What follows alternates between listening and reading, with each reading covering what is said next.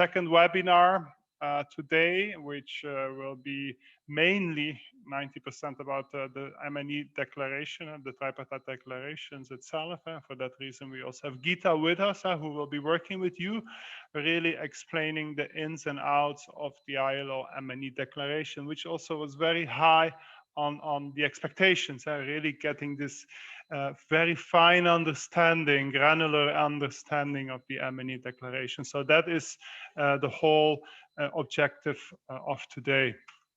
Now, before we start, as usual, we know it already with the muting of the microphones. The camera, as you wish. I see some of you prefer to keep it open, others put it off. So it's good sometimes to see also some faces. So don't be shy if you want to put on the camera. It's not a problem at all. The chat box functions, please use it also here in this regard. If you have questions or anything, if you have a reflection or an observation, please use it. It's the most, I think, the most useful way. And as you could see, those that are following the eCampus, we are uploading the video and the materials, mostly with a few delay, because these videos need to be processed before we can upload them. So just for those, because I know a few of you are joining, couldn't be with us in the first webinar and are only joining us now in the second webinar, just to highlight where we are. We finished with the first webinar, which was on Monday. Today, the second webinar of the week on the ILO MNE declaration, and then we have the third webinar on Wednesday. I already want to highlight that we are opening up the eCampus section of the second week, where I want to highlight two elements. It's the both meet the expert sessions. They both, Ben and Martin, they really asked me, like, if there are really specific questions on the topics of child labor, concerning policies, issues with business, due diligence, and so forth, that they would appreciate to get some questions in advance, so that they can prepare. So feel free to send me or to post some questions on the forum in that regard, and the same on indigenous peoples. Karen, who will be doing the session, Karen Curtis, who will be doing the session on freedom of association, she actually asked me the same thing.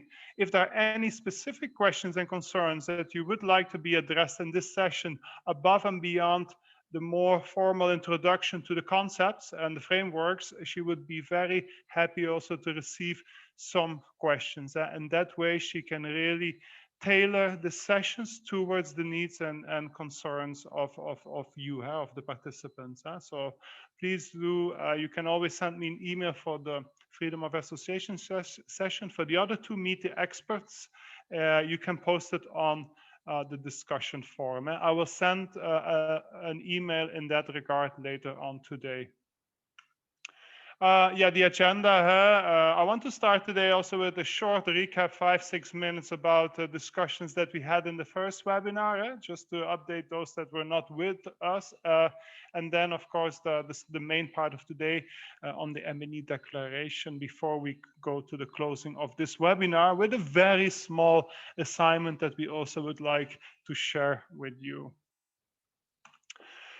Okay, let's do this short recap of the previous session. In the previous session, we had our three speakers from the European Commission, Madeleine, we had Christina and Gita giving their ideas and reflections before we had the session with Emily on the broader ILO normative system. How does the inner workings of the ILO through its standards, international labor standards.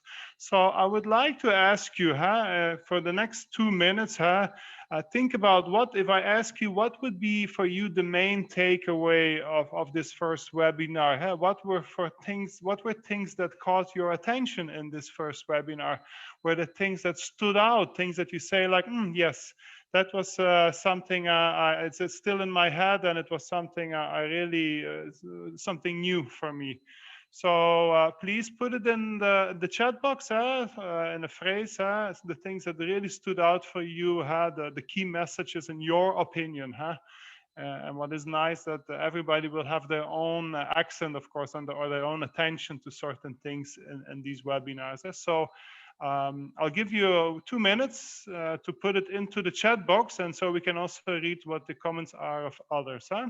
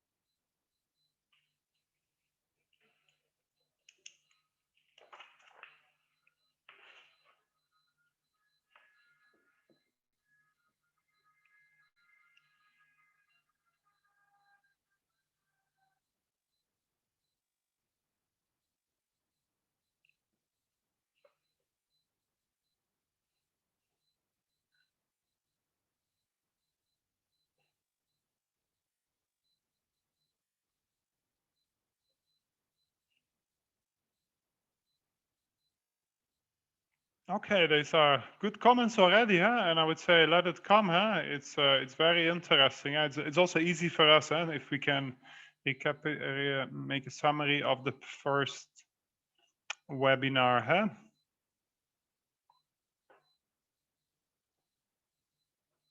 I see that the Emily's history lesson also impacted, huh? On the foundations of the ILO, huh? Since 100 years. If we would have this course 2 years ago in 2019, the whole team would be our centenary, our 100-year celebration. Let me go through a few of them, and please feel free to add to this. But maybe André, you were one of the first ones. Can you maybe highlight a few elements of what because you highlighted a very important element which today in Gita's session we will be discussing. André? Yes, thank you. Yeah, very often when we think about labor standards, we're only thinking about governments and maybe the importance for workers of these standards. But it is indeed a shared responsibility, and that's of course also the character of the ILO itself. It's tripartite character. And as I've been working with ILO issues for 3.5 years, working at the Ministry of Social Affairs a few years ago, I was aware of that, but it's underlined also in this, multinational declaration, the Declaration on Multinational Enterprises. So that will stand out for me, stood out for me.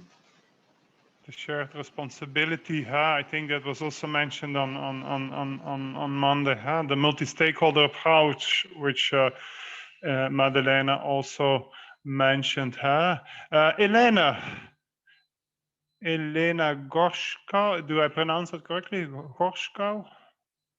Can you also elaborate on what you have mentioned? Sorry, I just got a new computer from my work, and the installing is very difficult with all the new passwords, and I'm actually trying to find my way now to this. So sorry, I wasn't concentrating. I'm trying to find my way back, but I'm still listening to you. Yes, yeah, sorry, the tools. Yeah, please go ahead, Elena. No, what was your question? I'm sorry, I think I missed it. Just if you could elaborate a bit on the post that you did, the tools of the declaration and their interaction, the usefulness of the tripartite system, huh? Yes, well, at least I think I sort of my major sort of thought was that the tripartite system allows the different tools are available, and it actually for them, in order to actually make a difference, this in the tripartite system, everybody has to collaborate and try to find mutual grounds in order to make them efficient. And of course, I knew that, especially in Finland, as we have quite a good tripartite system. But with the examples, for example, in the course materials, it made very clear how it actually has to be constructed in many other countries. And I found that very interesting and useful. Yes, exactly. It's with us everything comes in threes, in the ILO, Yes. And Elena, so you are from Finland, okay, Yes. maybe a final one, Pedro. You can also introduce yourself, so everybody knows who you are and where you are coming from. Pedro, you mentioned the different types of labor standards in this subject, huh? Yeah, so I'm from the Portuguese National Contact Point of the NCP on the OECD MNE guidelines, and I just joined last year to this team, and so I'm basically learning lots of stuff, and I had still no clue about ILS conventions, recommendations, protocols. What they are meant to. So I'm basically learning. That's it.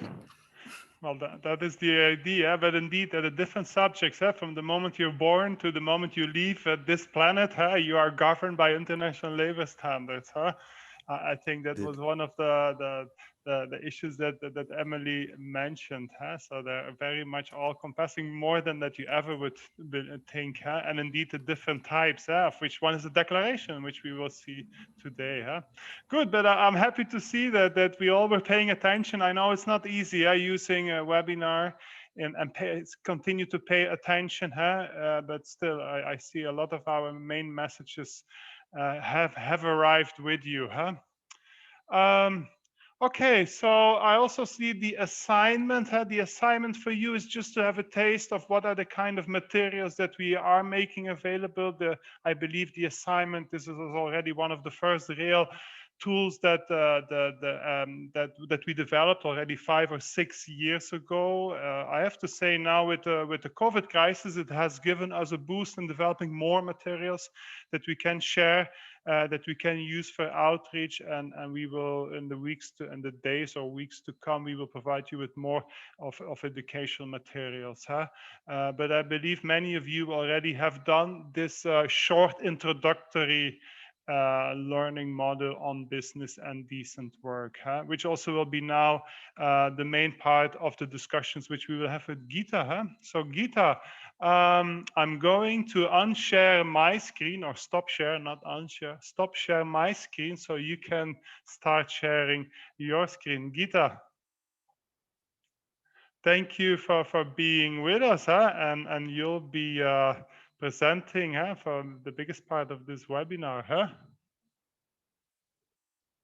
Okay, I see Gita was just having a problem with her computer, so maybe we can go back to, and she was just messaging me that she'll come back. I think she has the same problem as Elena, maybe the technology, a new computer, but maybe we can go to this one. Anybody that would like to say something about how the usefulness of this self-guided learning module? Who did it so far already?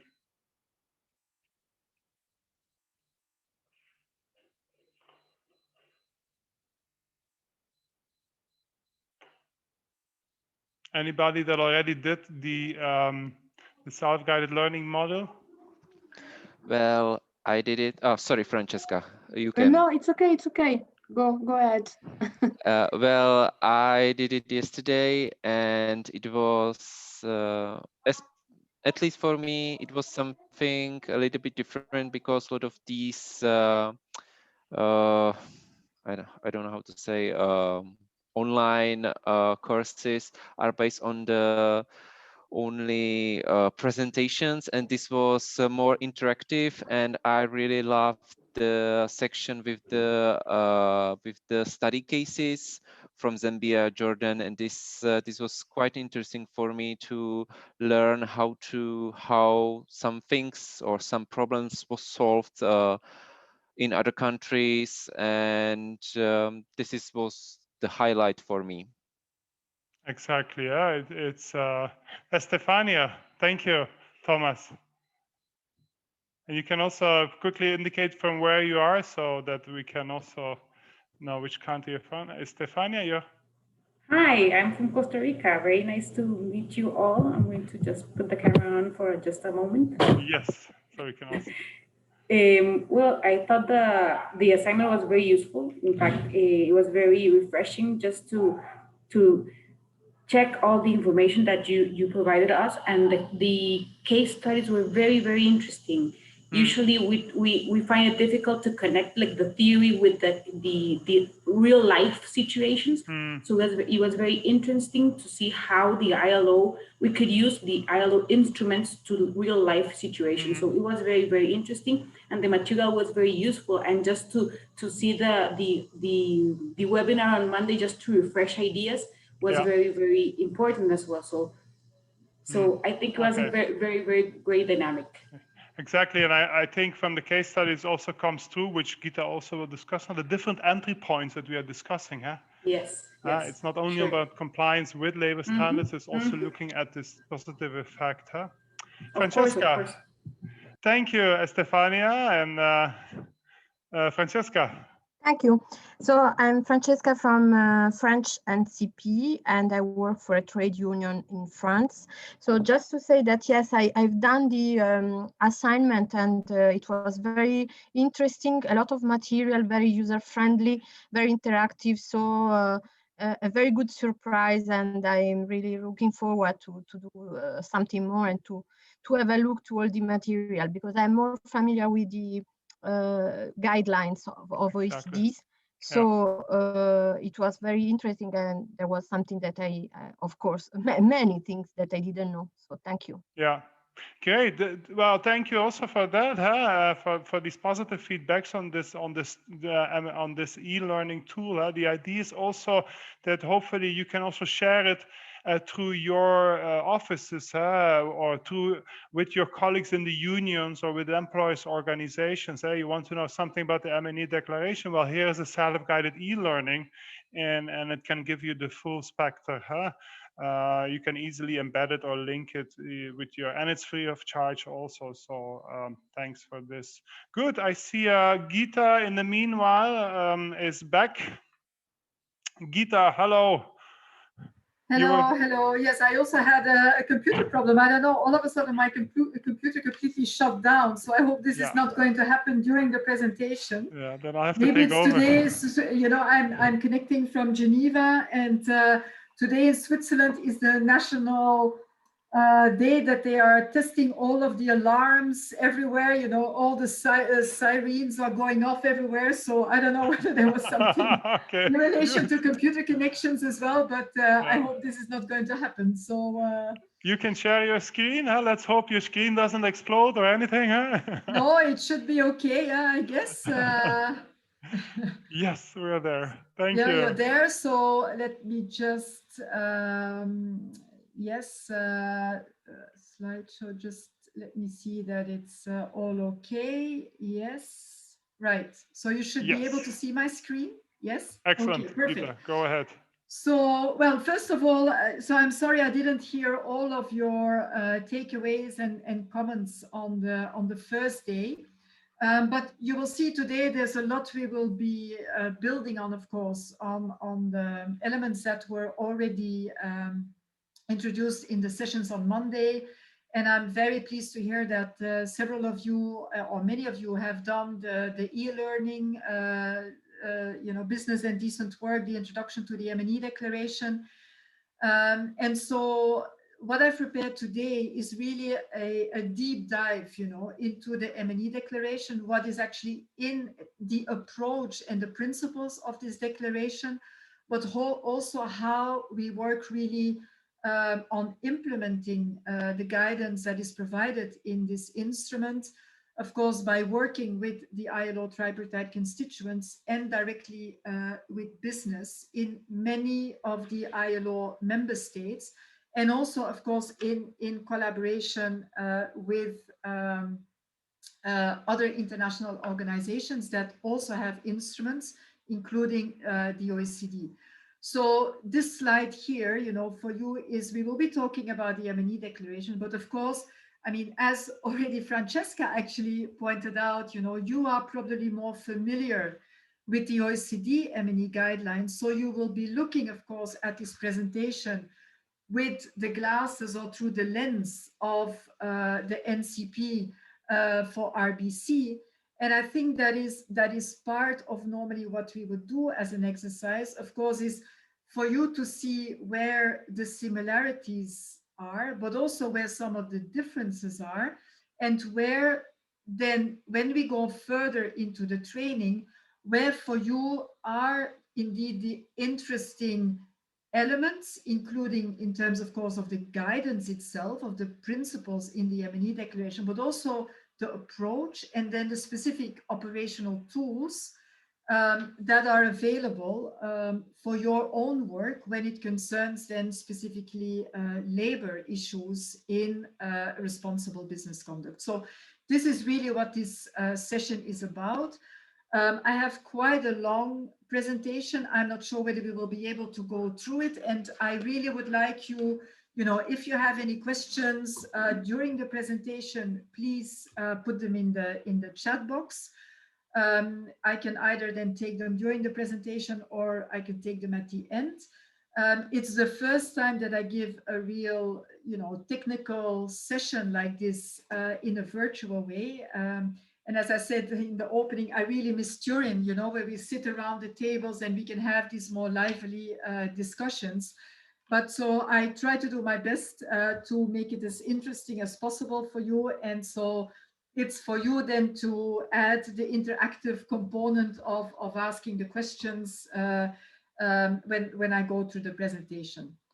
So the first slide is, I think, a very important one. That was the one that also came out already in the first session, you know, where together with Christine Kaufmann, we really spoke about this international policy coherence on responsible business conduct.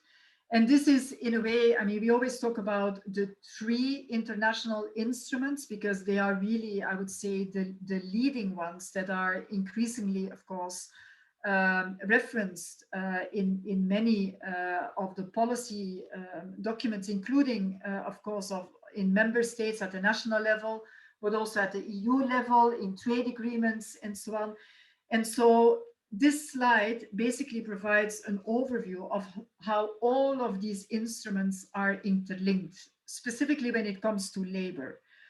Because that's why we've put, you know, the labor, the 2 declarations, the Declaration on Fundamental Principles and Rights at Work, and the ILO M&E Declaration, which are the 2 instruments in a way that are addressed also to enterprises.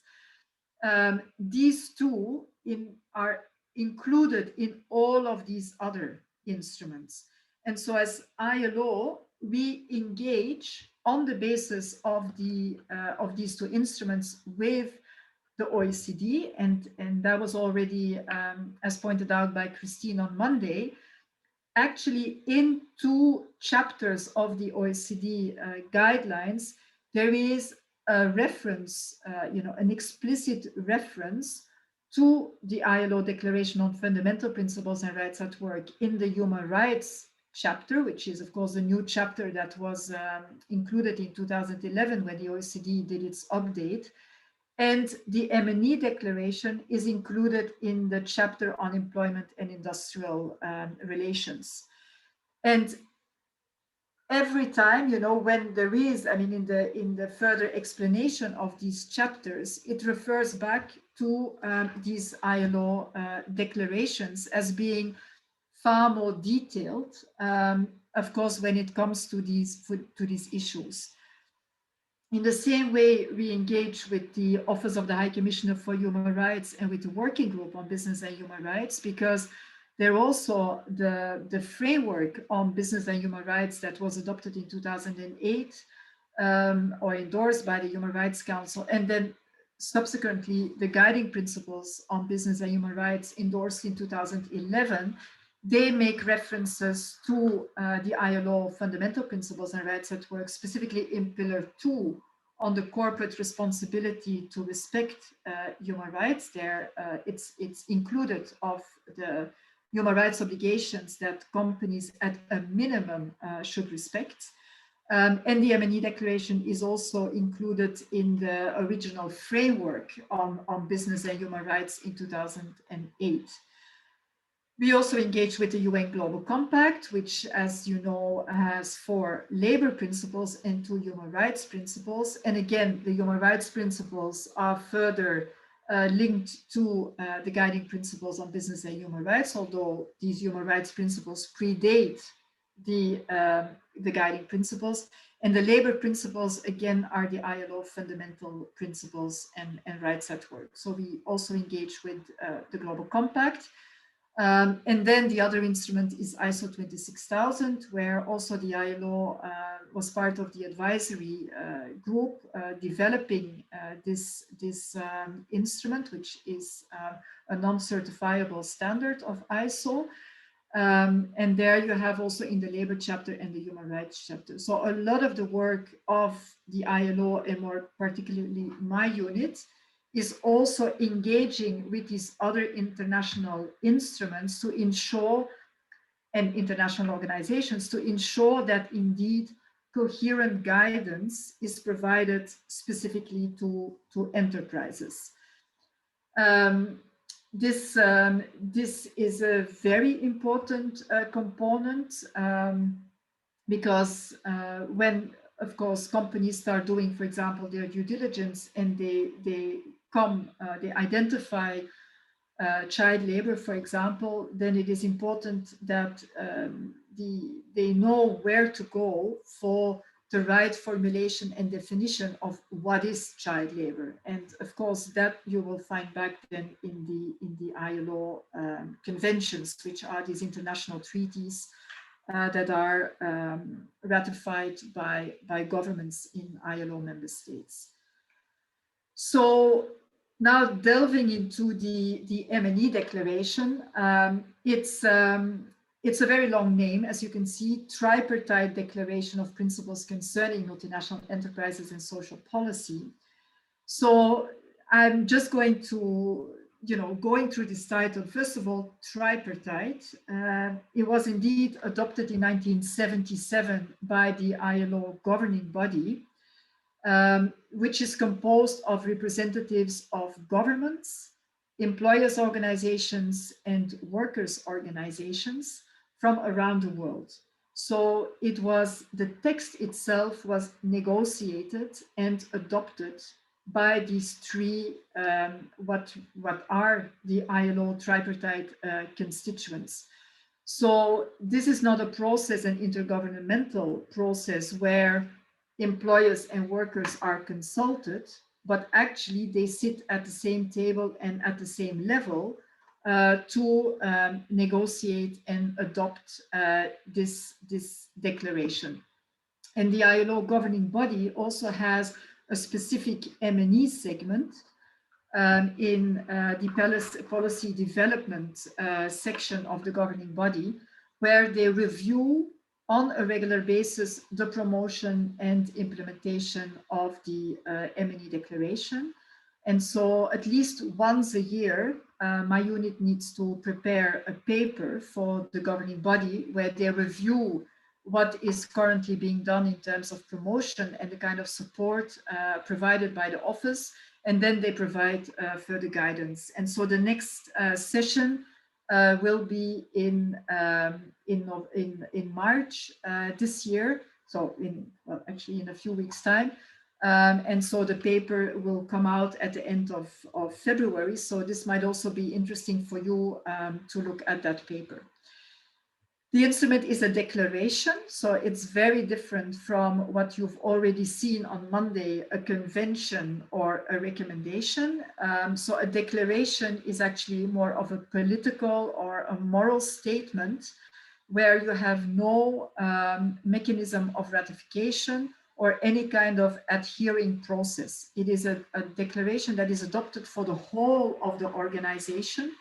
and that is adopted in very specific areas. And overall, the ILO has adopted, I think, if I'm not mistaken, 6 or 7 such declarations in its more than 100 years now. So it's quite special when the organization adopts a declaration.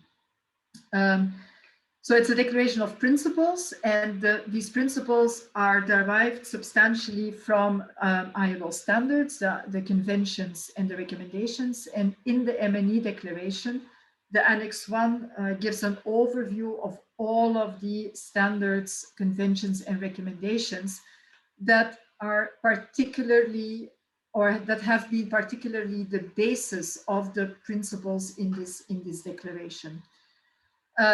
It is concerning multinational enterprises, so that was actually the original title, and we kept the title, although the instrument was updated a few times. It's the same for the OECD M&E guidelines, but it is clear that with the current developments, although it is still addressing multinational enterprises, it's also guidance that is provided for all enterprises. So also for national enterprises, all of these represent good practices.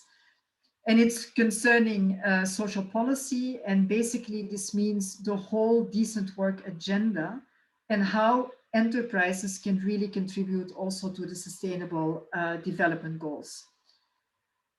It's a living document, so it has gone through a number of updates in the same way as the OECD M&E guidelines have been updated a few times. So it was adopted in 1977, so 1 year after the OECD M&E guidelines. And that was, of course, at the time when the international community was looking at a way to find a kind of regulation for multinational enterprises. Following, of course, the big impact of a number of American multinational enterprises and their operations in Latin America. So the first one coming out was the OECD, coming out with the OECD M&E guidelines. And then from the whole UN system, the ILO was the only one at the time coming out with a specific tripartite declaration to address this issue of multinational enterprises and their impact on socioeconomic development in countries around the world. It was first updated in 1980, where a kind of follow-up mechanism was adopted.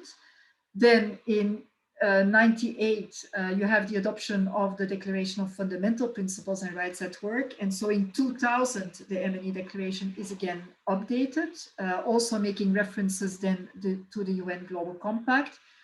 2006, again updated. And then in 2011, with the adoption of the endorsement of the Guiding Principles on Business and Human Rights, this is when the OECD updated its M&E guidelines, and where the ILO actively participated in that updating process of the M&E of the OECD M&E guidelines, because then the OECD takes into account developments in the ILO to ensure those guidance is in line with ILO standards.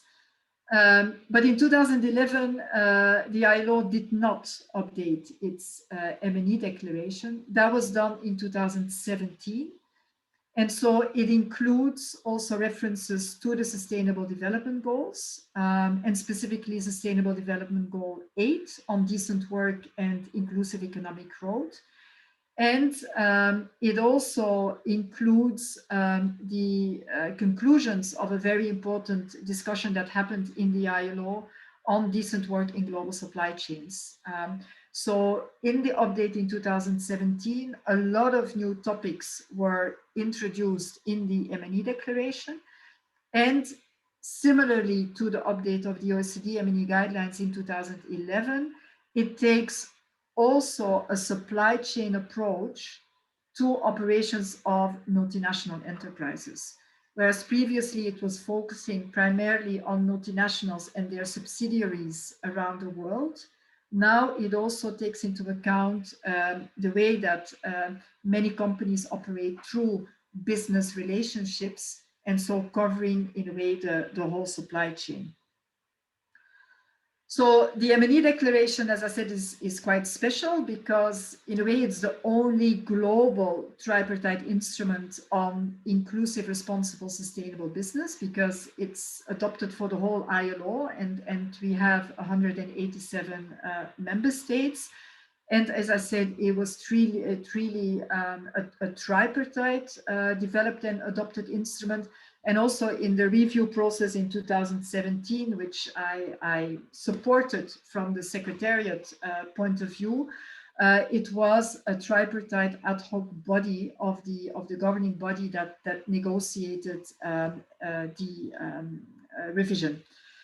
And it's also special because it's the only ILO instrument that directly addresses enterprises, but because it is an ILO instrument, not only enterprises, but also governments, employers, and workers' organizations. The aim is twofold, and there I think it's very important that it's twofold, because a lot of attention currently, of course, when in the whole discussion on responsible business conduct is about addressing negative impacts of enterprises. The M&E declaration has a double aim. So it's encouraging the positive contribution that multinational enterprises can make to social economic development and decent work for all, and minimizing and resolving difficulties to which their operations may give rise. And actually, when you look at the OECD M&E guidelines, it also has this double aim in the OECD M&E guidelines. So, and that was, of course, these two instruments were adopted almost at the same moment. But of course, in the implementation of these instruments, one instrument can go more in a certain direction, then it can go in another direction. For the ILO and the M&E declaration, we keep really these two components of the aim of the instrument at the same level. So when we work with the M&E declaration, we are looking at to encourage the positive contribution that business can make to decent work, while at the same time minimizing and resolving difficulties. The approach, and that comes very much back to what André was also mentioning about shared responsibility. It is indeed shared responsibility. So the recommendations are addressed to governments, enterprises, so both multinational and national, and to social partners, employers, and workers' organizations. But it clearly differentiates between the roles and responsibilities of these different actors. So it's not about giving certain responsibilities to business that actually should be with the government, but it is clearly recognizing that, of course, there are complementary roles in order to achieve the aims of the M&E declaration. And as such, there are a lot of principles where there is collaboration and consultation between all of these different parties, the four, if I may call them like this. And there is the importance of dialogue at all levels. And I must say, when Christine was talking Monday about social dialogue, I mean, this is really an instrument on dialogue between the government and social partners, on putting in place the right legislation and policies in the country, within enterprises, between employers and the workers, which is, of course, industrial relations, and where the M&E declaration has a full chapter on industrial relations, but also between government, social partners, and multinational enterprises, what we call tripartite plus dialogues. So it's extending it, recognizing that, of course, multinational enterprises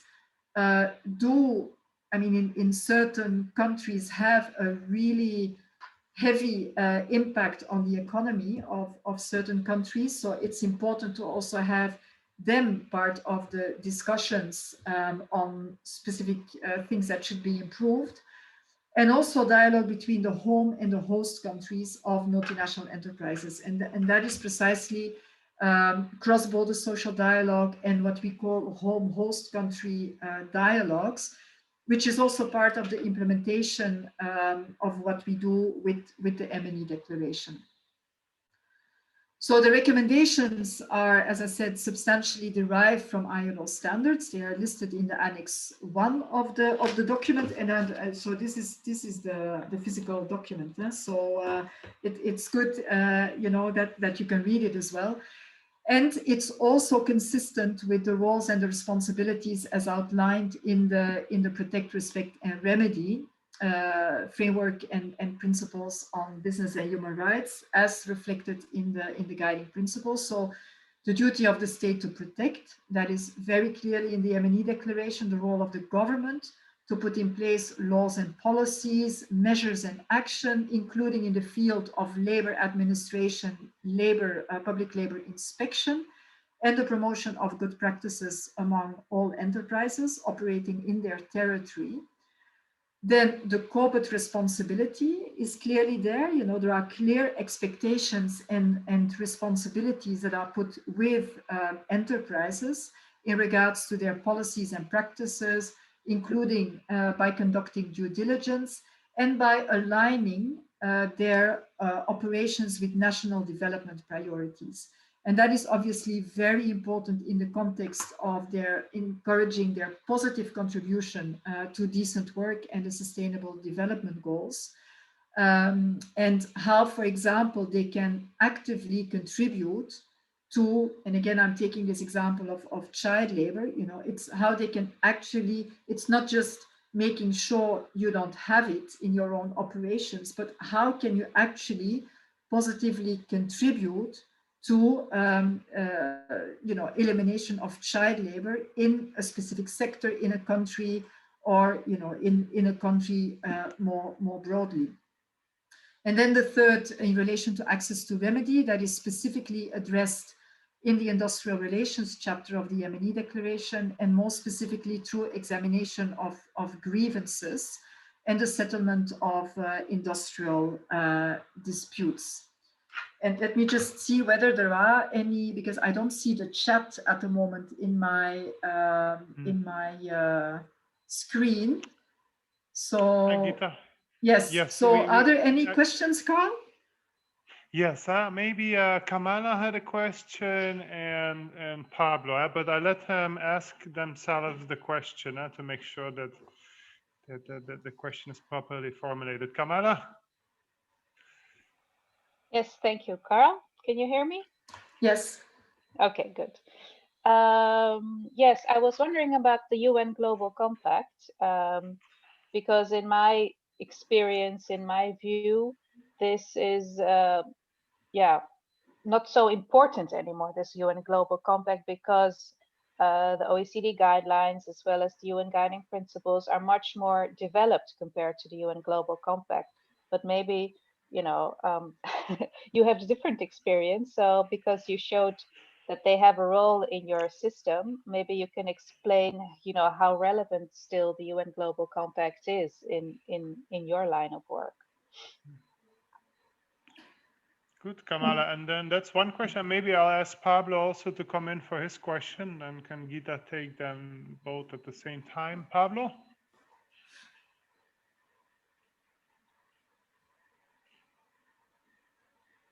Can you hear me, Pablo? No. Well, the question is, but I think it's a little bit complex formulated, huh? Maybe that's why I would like Pablo himself to. Hey, Pablo, can you unmute yourself? Sorry, my internet went down, so I missed all the last part. Just if you could ask your question. That was because you posted a question a few minutes ago. Yeah, I posed two questions. Okay. And if you allow me, I will mention both. The first one was because I am not familiar with the ILO normative. I'm just a few months working at the NCP, and we work with OECD only, so it's kind of new for me. And I want to know the difference, you know, the cancel pyramid between the resolution and a declaration, if there is any kind of difference between the value they have. And the other question was about the gap, because as you mentioned, and is already mentioned in the document we are referring to in this course, the obligations are to the multinational enterprises and to the national enterprises. And I wanted to know, because I'm an ignorant about that subject, if there is something sought to solve the gap that there is between a small enterprise and a multinational one.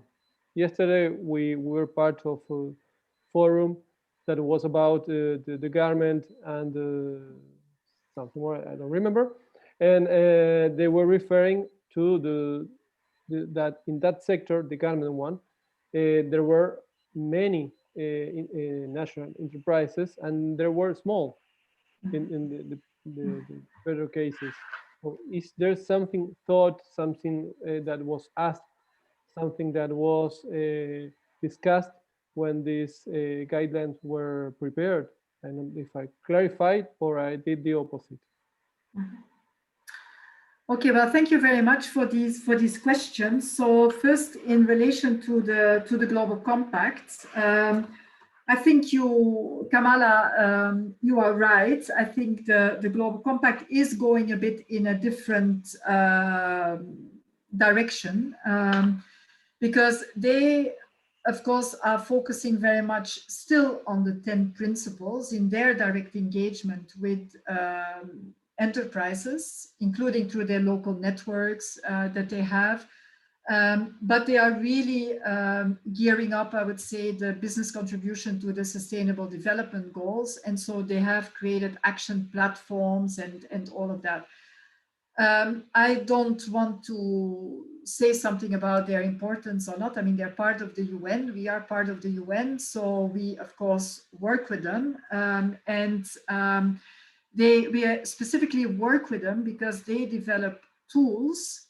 And so even these tools, they do something on, for example, living wage. I mean, this is what they are currently working on in their action platform on decent working global supply chains with a number of companies. On living wage, then we just from the ILO want to make sure that what they develop is indeed also in line, of course, with the first of all, standards and mechanisms on wage setting, for example, as they are being discussed in the ILO, because they are part of the UN. So that should be aligned actually with that. And I know the Office of the High Commissioner is working for Human Rights is working in the same way with the Global Compact to also make sure what they do on human rights, that is actually consistent also with the approach of the guiding principles on business and human rights. The Global Compact has just come out with a new strategy. They have a new executive director. And so they have emphasized that they want to focus more again on the 10 principles.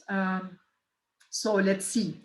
But I mean, it's not the same kind of instrument, if I may call it like this, like the OECD, the guiding principles, the ILO M&E declaration, and the Declaration of Fundamental Principles and Rights at Work. The Global Compact is an initiative of the UN Secretary General to have companies uphold these 10 principles to give a more inclusive face to globalization. You know, it's a bit of a different approach.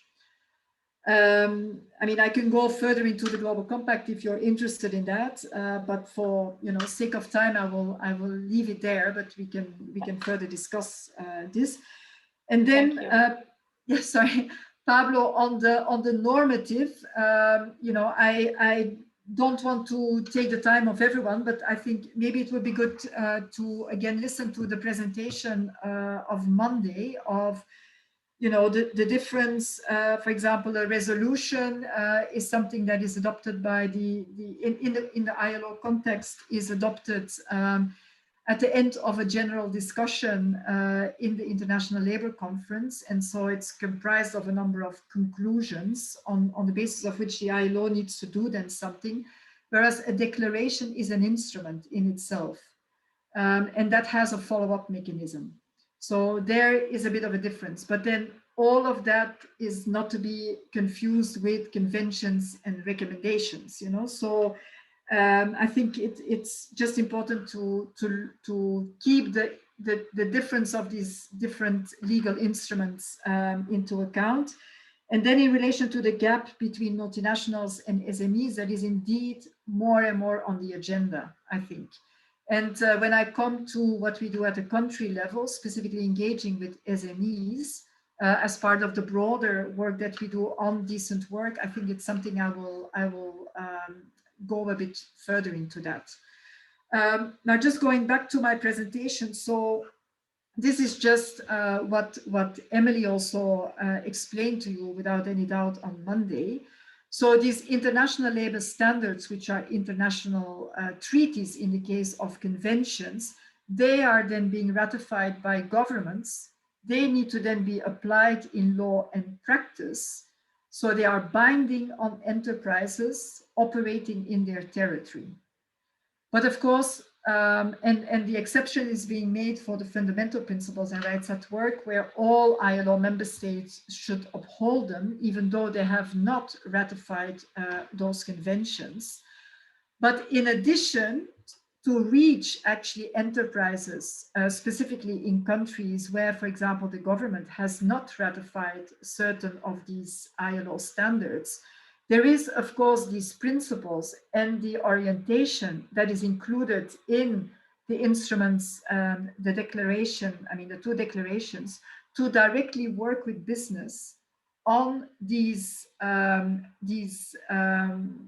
rights and these principles, even in countries where either there is not yet any kind of legislation or where the legislation is actually not in line with the expectations of what the country should do when they ratify a convention. And that is the whole ILO supervisory mechanism, of course, that works with governments. But in addition, it's complementary then how we work directly with enterprises through these instruments.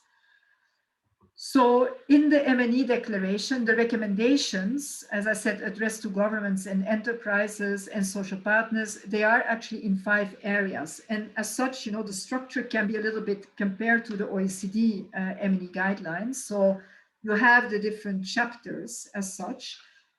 They are not split up in the M&E declaration as a pillar 1 for governments, pillar 2 for enterprises, as you have in the guiding principles. But in each of these chapters, you have then principles addressed to governments and you have principles addressed to enterprises. And it's really the interaction between these that makes the declaration go forward.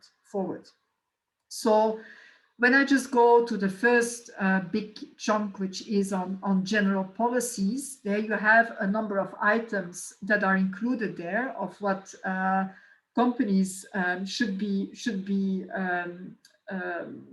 you know, companies and governments should be working on.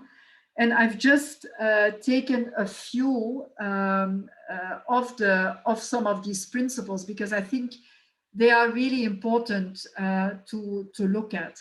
So the first one is in relation to the fundamental principles and rights at work, which are, you know, the freedom of association and the effective recognition of the right to collective bargaining, elimination of all forms of forced and compulsory labor, effective abolition of child labor, and then the elimination of discrimination in respect of employment and occupation. There it clearly says that all parties should contribute to the realization of these fundamental principles and rights at work. And all members, this meaning governments, even if they have not ratified these fundamental conventions, have an obligation of the mere fact that they are a member of the ILO to respect, to promote, and realize the principles concerning these fundamental rights, of course, in their territories. Governments of states that have not yet ratified the conventions concerning the fundamental principles and rights at work are urged to do so. And then it clearly says that multinational enterprises, through their operations, can contribute significantly to the attainment of the respect for the fundamental principles and rights at work. In a way, you know, this last sentence is of course also part, when you then look at the guiding principles on business and human rights, where it says that companies need to conduct due diligence on business and human rights, and at a minimum, that includes as a minimum also the declaration of the ILO on fundamental principles and rights at work. So it is at the same time in this Article 9 of the M&E Declaration what governments should be doing, and secondly, what multinational enterprises should be doing. I just want to highlight that, for example, in the EU-Vietnam free trade agreement, because this was included in that trade agreement, that was one of the reasons why Vietnam finally went for a ratification of the Convention on Collective Bargaining. And of course, once you have a government that has put in place the right legal framework, then of course it's easier for the companies operating within that legal territory to also uphold their own responsibilities when it comes to freedom of association or collective bargaining. So when you look at what companies are doing in specific legal frameworks, of course, they are not the same everywhere. And that is where part of the complexity obviously comes from. Immediately linked to that is Article 10, you know, and Article 10 was included in the revision in 2017 in the M&E Declaration to really express the coherence with the UN Guiding Principles on Business and Human Rights. It includes how enterprises should conduct due diligence, you know, and that's the pure formulation coming from the guiding principles. And then what was added in relation to the M&E Declaration, I think this is particularly important for workers' organizations and trade unions, and that is something that is not as such included, for example, in the guiding principles nor in the OECD M&E guidelines, that this due diligence process, of course, should involve meaningful consultation. I mean, that is what you have as well in the guiding principles and in the OECD M&E guidelines. Meaningful consultation with potentially affected groups and other relevant stakeholders. And here in the M&E Declaration was included, including workers' organizations, so spelled out here, as appropriate, of course, to the size of the enterprise, the nature and context of the operation. And then for the purpose of achieving the aim of the M&E Declaration, the process should take account of the central role of freedom of association, collective bargaining, as well as industrial relations and social dialogue as part of an ongoing process. So, you know, the whole due diligence, and when the OECD was working on the due diligence guides, as ILO, we were also part of the advisory committee developing, or advisory group, sorry, developing this guidance. And of course, this last element of what we have in the M&E Declaration is very important in the context of due diligence. And we will see, of course, how this will be taken forward, but it clearly is giving expectations that when it concerns labor rights, that clearly for achieving the aim of the M&E Declaration, that the process of due diligence and meaningful consultations with potentially affected groups should include trade unions, workers' representatives, and workers' organizations. And for that, of course, respect for freedom of association and collective bargaining is very important components. The other example is the way how we work with home and host countries of multinational enterprises, and how they, at the one hand, the home countries, and very often home countries, I mean, they used to be traditionally, of course, OECD member states, They should promote good social practices in accordance with this declaration among their multinational enterprises operating abroad, and having regard to, of course, labor law in the country, social labor law regulations and practices, as well as to relevant international standards. And of course, the host countries, in addition to putting in place the right policy, legal and policy framework, should also promote good social practices among multinationals operating in their territory. And then both home and host country governments should be prepared to have consultations with each other whenever the need arises on the initiative of either.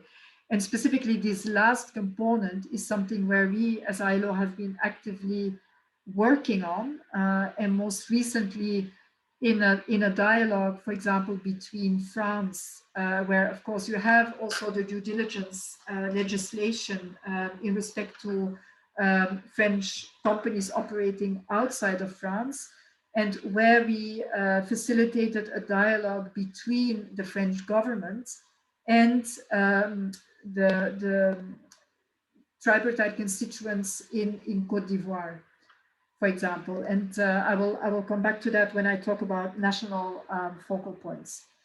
Then in relation to the employment chapter, and I mean, of course, we don't have the time to go in all of them, just something in relation that I highlighted here, social security. Social security is something that you will not find in any of the other instruments on responsible business conduct.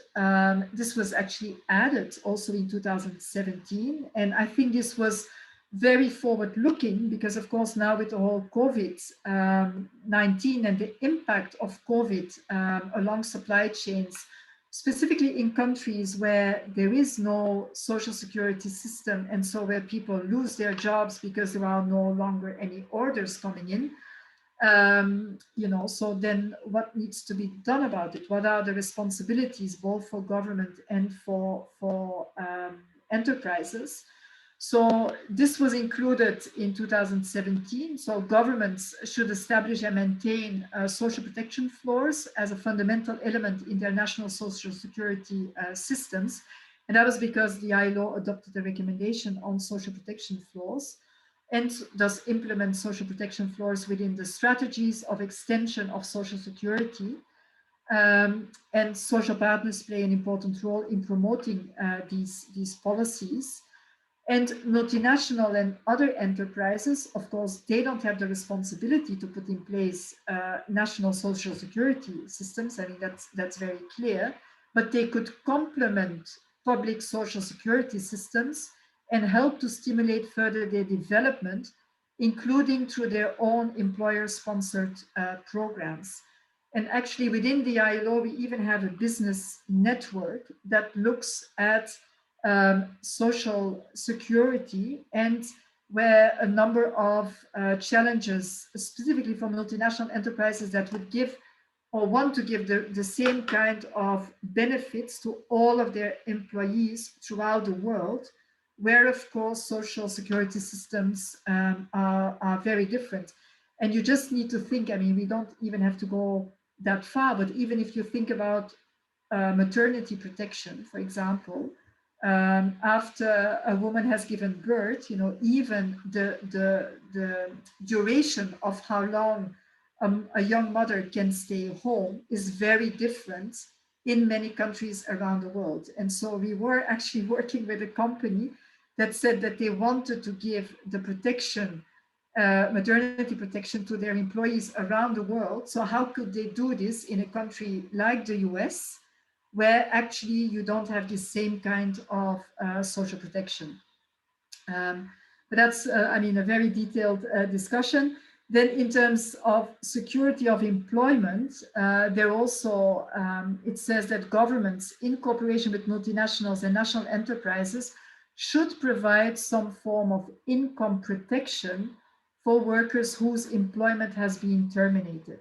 And I think that is particularly relevant in the context of COVID and, or the impact, not COVID itself, but the impact on labor markets that has been generated by COVID. And for example, with our Better Work program, we put out jointly a policy brief on responsible restructuring and resilience, where this kind of element specifically comes out, and where we are working with governments as well. And then the same also in relation to occupational safety and health, that compensation should be provided to workers who have been victims of occupational accidents or diseases. And that was included in that after the Rana Plaza accident and the collapse of the building, where then, of course, compensation of these victims, there was a whole discussion who should pay for the compensation. And so this specific principles was also added there. I don't know how we are doing on timing, but then here just on elimination of forced and compulsory labor, which is also something where in the OECD M&E guidelines, and I actually took the sentence that is there in the OECD M&E guidelines on what enterprises should be doing. So that it says should contribute to the elimination of all forms of forced and compulsory labor, and take adequate steps to ensure that forced or compulsory labor does not exist in their operations. The M&E declaration is far more detailed, because again, it says what governments should be doing. And of course, what they should be doing in terms of their own legal system, in terms of compensation, rehabilitation, also developing national policy, action, right? And then this third paragraph is really important, because that's really the whole due diligence, how that came in.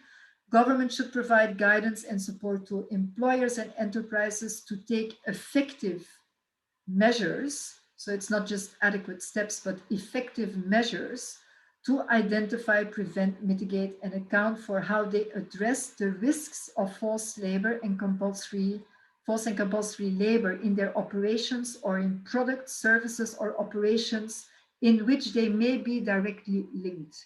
So it is far more detailed, and this wording comes directly from the new protocol on forced labor, Protocol 29, that was adopted a few years ago, and that actually has been ratified by a number of EU member states.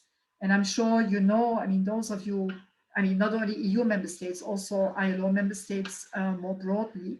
And I think in relation to that, there are, of course, a number of national due diligence legislation, and I think Australia has one of them as well in relation to forced labor, that has been adopted following the Protocol 29 on forced labor.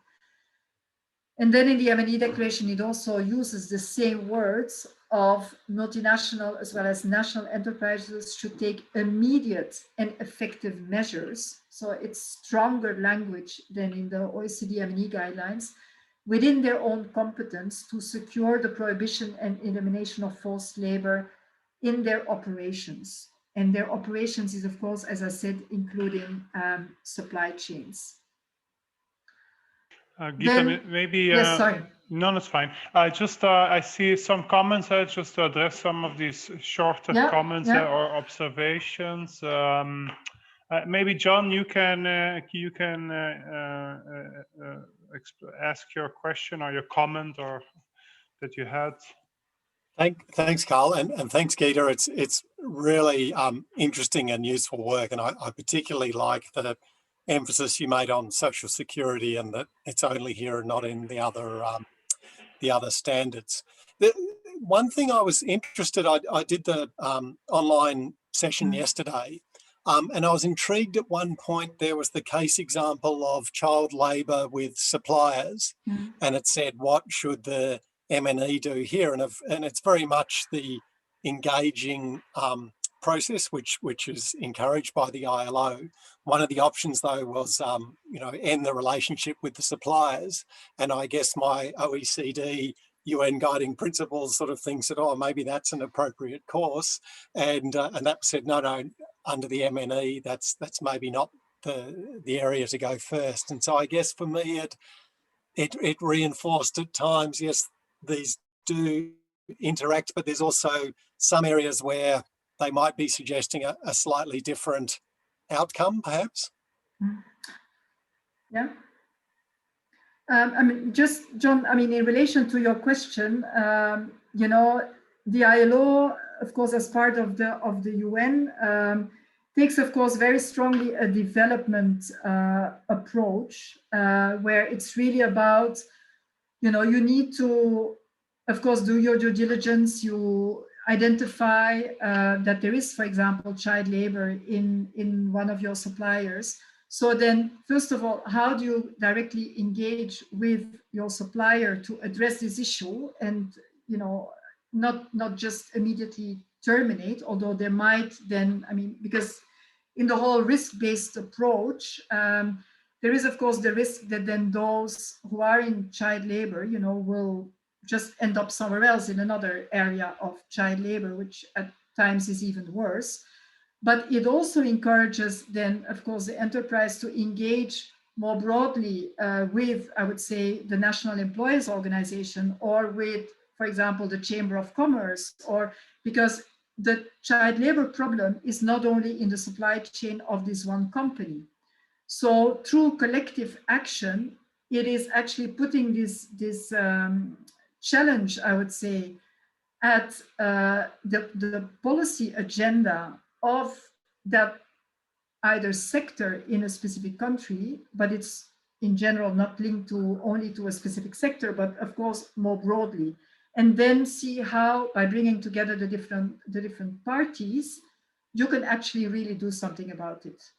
I mean, that is the ILO approach. Of course, when you look at, and maybe Kamala, maybe you can say something about, you know, the Dutch due diligence law on child labor, which I understand will soon come into force. I mean, what are the expectations on the Dutch companies from the government? But of course, I mean, child labor is very much a developmental challenge. I mean, there are concerns that if you would say at a certain moment, okay, of course you need to cut off. I mean, if you see that things really are not moving, but then what are the other options? And through collective action, do more than what one individual company could do about it. So maybe Kamala, I don't know if you want to come in. Sure, Gita. Well, the status of this new law is that it passed the first chamber, so the Senate, and I think this year there should happen something, but this law has been delayed in the past for a few times, so I'm not sure if this year it will happen, but it's really about due diligence. So in the supply chain for the companies that are based in the Netherlands. Yeah, so, but we'll have to see how, you know, the, let's say, accompanying instruments, you know, what will it mean effectively? How will it be measured? How do companies will be assessed, you know, whether they are acting in compliance with the law or not? That's still a huge question. Mm-hmm. Yes, so I mean, also in relation to just the child labor, you know, so in the M&E declaration, there are also a number of specific articles in relation to child labor, and it addresses actually both minimum age, respect for minimum age, but also then then the worst forms of child labor. And that are, of course, the two definitions of child labor based on these two conventions. Whereas the one on the worst forms of child labor is now universally ratified. So that is the only ILO convention and fundamental convention that has now been universally ratified. So in principle, all around the world, there should now be a legislation or a policy in relation to the worst forms of child labor. So for companies, this means there should be a kind of level playing field in this dimension of child labor. Yeah. I also want to mention next week we have Ben Smith with us, and he is also one of the authors of the due diligence guide on child labor, which was being launched today or yesterday, I believe. So any further specific questions? I think these are already good questions for Ben also. He will be able to give us a very concrete answers. Gita, quickly, another question, maybe something about semantics, but very important as semantics in this world. Is there any difference why governments should, for example, take measures and companies, for example, could contribute to? So you see sometimes these words, sometimes it should and sometimes it's could. These two words are used. Yes. I was specifically looking in. Sorry, if maybe I can explain why I asked this question. I was dealing with Article 22, and there's a difference. It's about social security, and it's stated that government should establish and maintain, etc. And later on, it stated social partners could play a role in promoting these policies, and multinational other enterprises could complement. Why not should? It's of course stronger, I realize that. Was it not acceptable for the multinational and social partners to accept the wording should in this text? Because if you look at forced labor, also multinationals should. So there the wording is stronger. That's a very good question, Andre, and I will give you the reply to that. Is indeed, when you look at the fundamental principles and rights at work, and that's why I started with that in the beginning, there it clearly says that all parties should contribute to the realization of these fundamental principles and rights at work. So that's why we use the words should in relation to child labor, forced labor, the freedom of association, collective bargaining, and discrimination.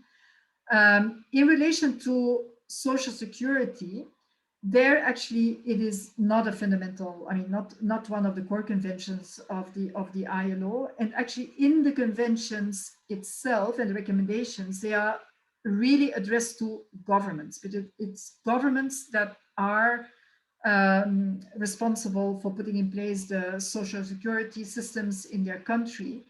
But indeed, companies could contribute to that. And as you have rightly identified, that was actually part of some of the negotiations during the review process, where indeed the employers clearly said, we feel they could contribute to that, but the responsibility for these social security systems is really with the government, and the companies can or could contribute to that, but it's not that they should be doing this because it's a public responsibility.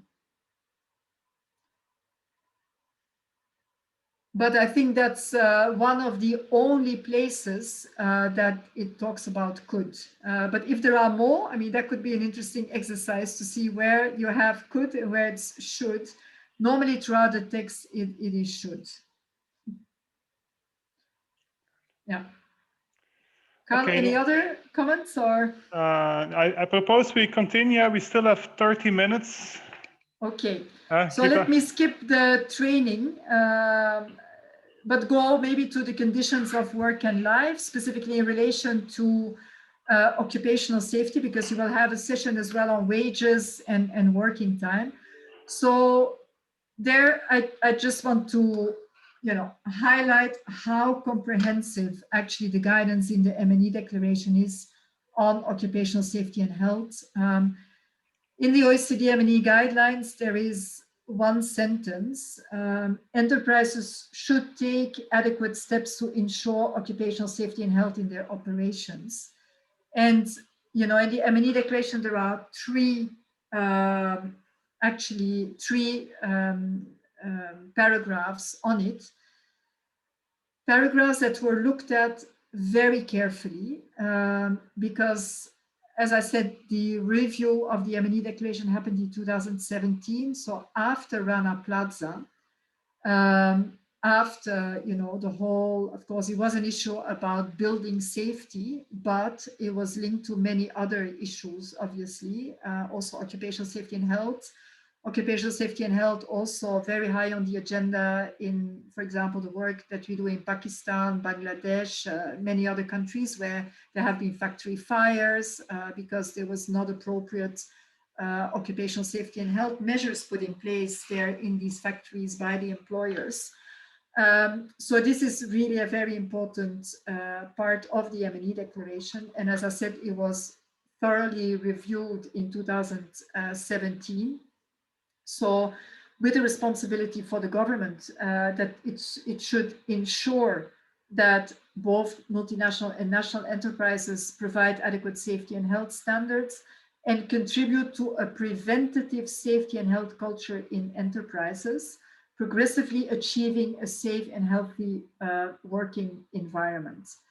And of course, ensure is very much linked also to the strengthening labor administration and labor inspection.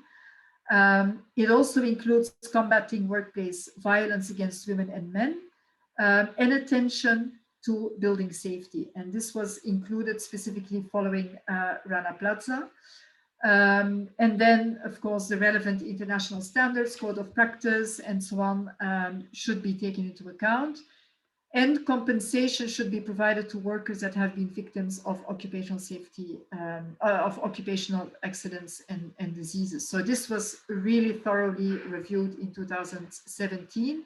And that is a very important component of where we work indeed with governments now on putting in place compensation packages in relation to occupational accidents or diseases, but also working with the colleagues in the department on occupational safety and health and labor inspection. Then in relation to multinational enterprises, they should maintain the highest standards of safety and health in conformity with national requirements, and then their specific expertise and so on. So it's really, really very detailed on what they should be doing, and also how they should be cooperating with the competent safety and health authorities, the representatives of workers and their organizations, and established safety and health organizations.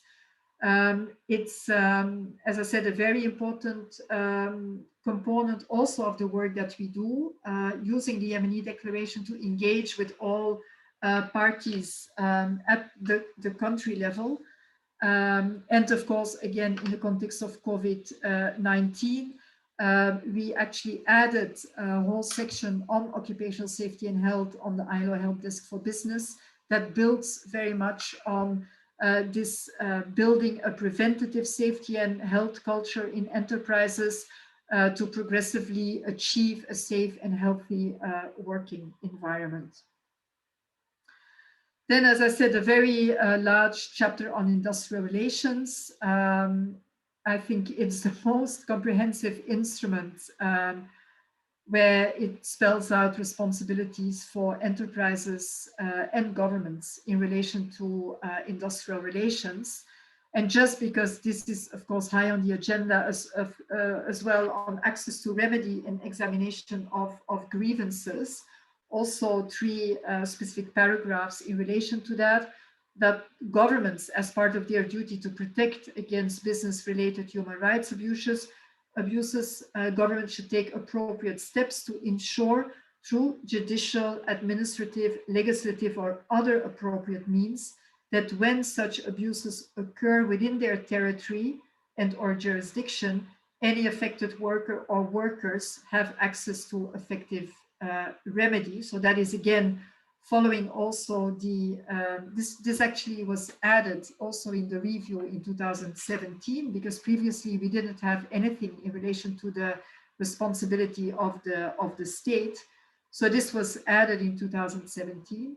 And then in relation to multinationals and national enterprises, multinationals, this is a very specific one addressed to multinationals, how they should use their leverage to ensure or to encourage their business partners to provide effective means of enabling remediation for abuses of internationally recognized human rights.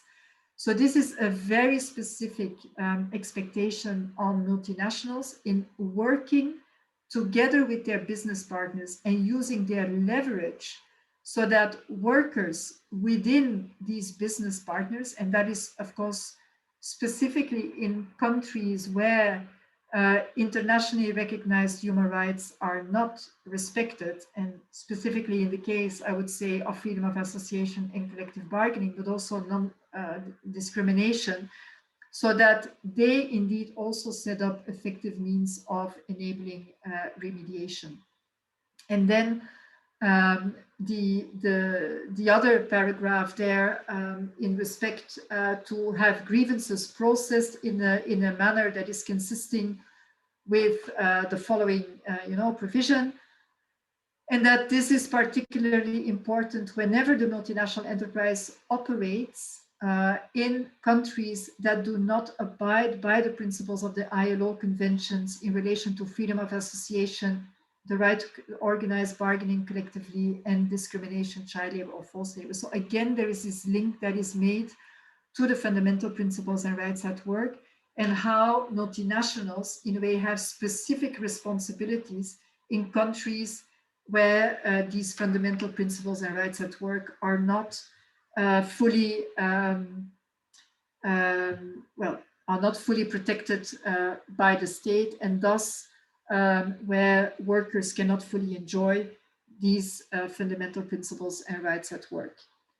I think I'm going to jump now to the implementation because I'm very conscious of time. So, of course, these principles, as you know, also like in the OECD guidelines or the guiding principles, it's all very nice to have the principles, but of course, what needs to happen is really implementation. And within the M&E declaration, we have a very specific in the introduction. It clearly says that adherence to the M&E declaration by all concerned will contribute to a climate more conducive to decent work, inclusive economic growth, and sustainable development, and all are encouraged to apply the principles of the M&E declaration. So when we talk about implementation of these principles, we provide actually support to all that are addressed in this declaration. And the Annex 2 of the declaration has a number of specific operational tools that are there to support governments, social partners, enterprises, and trade unions in implementing these principles of the M&E declaration. So there are three basically categories. There is promotional activities, and promotional is including providing support through training, dialogue facilitation, and so on. And I will go a little in detail on that. Then we have a very specific and new procedure, which is the ILO facilitation of company and a union that actually asks the ILO for dialogue facilitation on a voluntary basis. And I will explain a little bit there because it's quite different from the OECD specific instances. And then we still have the interpretation procedure before the ILO governing body to resolve a disagreement of the meaning. And it has to be in relation to the application of the principles in a real situation. Now, I must say this last procedure has not been used for, I think, 20 years now, because we have other tools that have been put in place that are used far more frequently now. So the first one, and I'm not sure whether Emily actually talked about the ILO Help Desk for Business on international labor standards. But so this is a very specific tool that was set up in 2009. It was set up by the ILO governing body to provide direct information and guidance on international labor standards and thus the M&E declaration for companies, trade unions, governments, and any others that are seeking information on the application of principles of the international labor standards and the M&E declaration, specifically in company operations. It it has two components. At the one hand, we have an expert advice service that is free and confidential for individual questions. So we have a lot of companies that contact the ILO directly to ask for advice in relation to the application of these international labor standards in company operations. And that is, for example, when they are developing a new policy, be it on non-discrimination, for example, on violence in the world of work, in the workplace, can be a policy on engaging with their suppliers, on fundamental principles and rights at work. So it can be on any, when they develop a certain policy and they want to ensure it's aligned with international labor standards. It can also be in relation to a specific challenge that they have encountered in applying their own principles in their operations, whether it's in their own operations, so working with their own HR managers, supply chain managers, and so on. But it can also be in their engagement with suppliers. And I think, John, the question you asked in relation to child labor is a kind of question that we often get actually in the help desk, saying, I've been engaging with my supplier on the issue of child labor. We've done several audits, we're engaging with them, but we still do not see any kind of improvement or willingness to improve. So what more can we do? So these are the kind of questions that we receive in the help desk. And as it says, free and confidential. So even though this help desk is operated within my unit, if you would ask me, give me names of companies that have contacted the help desk, I wouldn't even know, because it's really there to give this kind of confidential expert advice, because we don't want to expose companies that would share with us that they have identified a certain issue in their operations and they want to do something about it. So that's not for the ILO to basically do this. It's to support the companies in actually better aligning their policies and practices with international labor standards and addressing specific issues that they may have. The second element of this help desk is a whole dedicated website organized by questions, by different topics, where we have not all, but a large quantity of the questions that we actually have received in the help desk directly from companies. We have reformulated them as more general Q&As on these different topics, because of course, if one company asks this question, it's also useful for other companies to know about the guidance that we provide. So you can find a very long list of very specific Q&As, also tools and resources of the ILO for companies. So again, taking the example of child labor, there is specific guidance documents. There is the ILO IOE guidance, due diligence guidance on child labor that you can find there, training opportunities for companies in this area, and also the different ILO business platforms in case companies want to come together to further discuss the specific issues that they are faced with in their operations and then do something about it. So this is the link, and I invite you, if you haven't done yet, to actually go to this help desk for business, because a lot of it will, I'm sure, will also be very useful in the work that you are actually doing as part of the NCP in your country. Then a very important component of the work that we do is actually training, capacity building. And of course, I mean, in a way, this course is part of that. Many of you have done the e-learning, which is, of course, is a self-guided e-learning, which you can do. And then we have a number of, I would say, standard trainings that we offer on an annual basis. And the first one is really a tripartite course, so a course for governments, employers and workers on the M&E declaration. It's organized in Turin every year. And so if, following this course, there are participants from workers, employers and governments, that want to take the other course, which has a bit of a different focus, you can also check out that course. We do a specific training also for investment promotion agencies, because of course they are a very important, I would say, an in-between between multinational enterprises that make a decision on investing in a certain country, and where we of course want that when multinationals invest in a certain country, that they do it in a way that they contribute to decent work opportunities in the country, and that they do not have a negative impact. So we work, for example, with these investment promotion agencies on how it's part of the Addis Ababa Financing for Development agenda, how foreign direct investment can really contribute to decent work and sustainable development.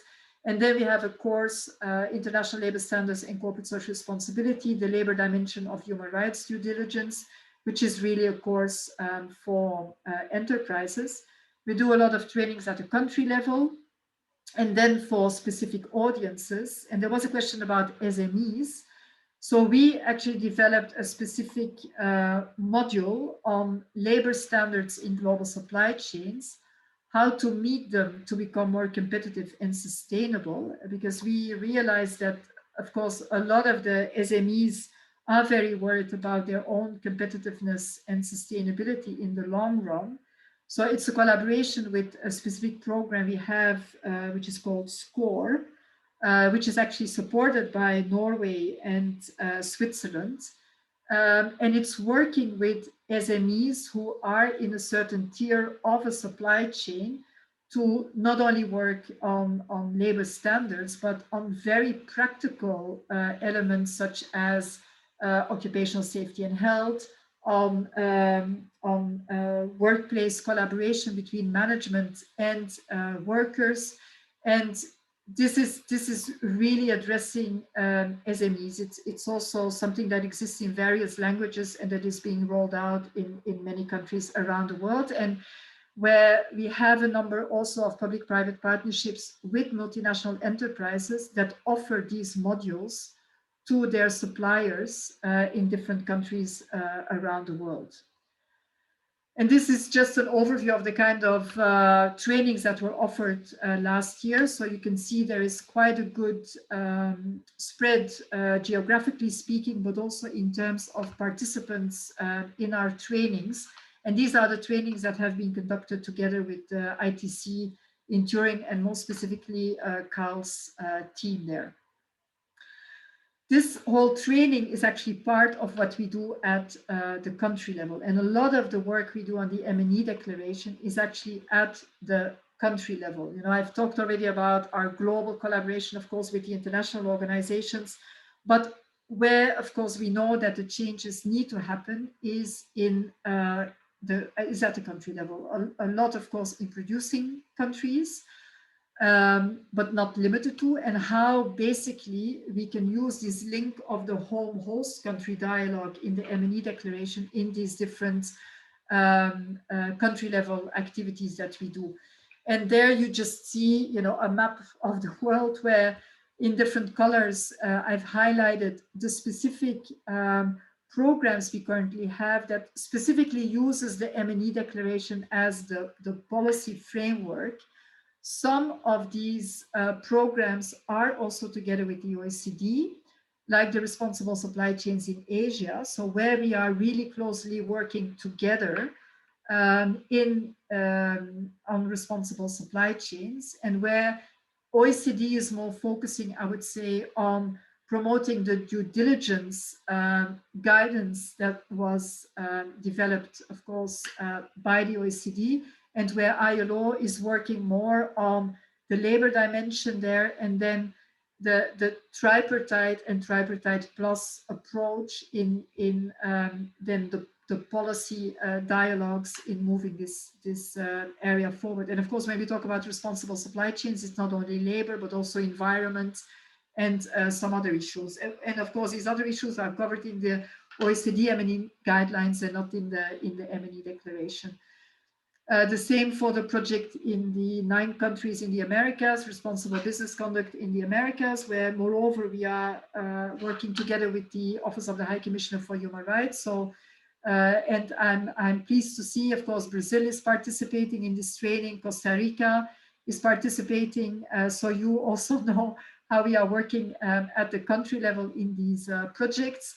Then we have other programs in Asia, Japan funded, for example, in Vietnam, in Pakistan, the Trade for Decent Work, which is a project funding this training also. France funded projects on business and decent work, primarily in Africa. And then also one specifically focusing on women's economic empowerment, where we work together with the US, Canada, and Japan, but of course on responsible labor practices. So with these companies operating outside, of course, of these countries, outside of the US, Canada, and Japan, but how women's economic empowerment is important there. And the elements that we normally do is awareness raising, capacity building, a number of studies, support policy dialogues then among governments, employers, workers, national, cross-border, and enterprises. Then specific support to initiatives that come out of these kind of support to policy dialogues, support improvement plans in the countries, and there also we closely collaborate with a lot of other ILO programs, because of course ILO has much more programs than just the ones that we have on the M&E declaration. And you can find actually all of the ILO development cooperation projects on the link that I've provided there. Then there are 2 ones, and I hope you're still alive after this presentation. 2 that I think are also particularly important for OECD and CPs. And one is actually the promotion at the national level, promotion through tripartite appointed national focal points. And the other one is the company union dialogue. And we will also have the time to speak more on that, I think, in the 3rd week. Right, Carl? In the 3rd week, we will have more time maybe to go a bit more on that. But different from the OECD M&E guidelines, in the M&E declaration, there is no obligation for ILO member states to set up a national contact point. For us, they are governments, employers, and workers are encouraged to appoint national focal points on a tripartite basis to promote the use of the M&E declaration wherever appropriate and meaningful in the national context. So they are encouraged. All of our member states are encouraged to appoint such national focal points. Recognizing that, of course, the impact and the contribution of the M&E declaration requires a very firm commitment from the tripartite constituents. And that is why I also put that quote when we were talking about implementation. Of course, it can only be effectively implemented if you have a firm commitment from governments, employers, and workers to really promote this instrument and make sure that the principles are observed by all parties. It also says that where similar tools and processes already exist, governments are encouraged to facilitate involvement of social partners in them. And this is a bit of a cryptic description, if I may say, to the OECD NCPs. Of course, we couldn't, our constituents didn't want to put in there where OECD NCPs exist, or governments are encouraged to facilitate involvement of social partners in them. because in the end of the day, it is up to each member state to consider which is basically the best setup for such a national focal point on the promotion of the M&E declaration, if they feel this is meaningful and appropriate in the national context. There is a kind of description also of what is expected of these national focal points for the promotion of the M&E declaration, namely awareness raising, capacity building, providing information materials in local languages, promotion of the ILO Help Desk for Business and the Company Union Dialogue, setup of tripartite plus dialogue platforms so that specific decent work issues that are included in the M&E declaration can be further discussed and not only discussed, but actually be done something about it at the national level, and then also participate in dialogues between home and host countries. And the ILO offers support to member states to establish national focal points and also to develop promotional and dialogue facilitation activities on the M&E declaration. And so far, 7 ILO member states have appointed national focal points.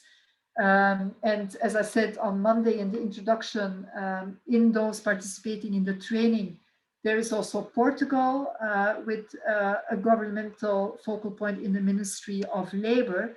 And then for Norway, I must say, I think it would be quite interesting to learn a little bit more how Norway this has actually set up, because there has been, of course, the review of the terms of reference of the contact point for responsible business conduct, where, as you pointed out, the M&E declaration is also now part of the specific instances and dispute settlement, but where the promotion of the declaration is still with the ILO committee, I guess within the Ministry of Labour.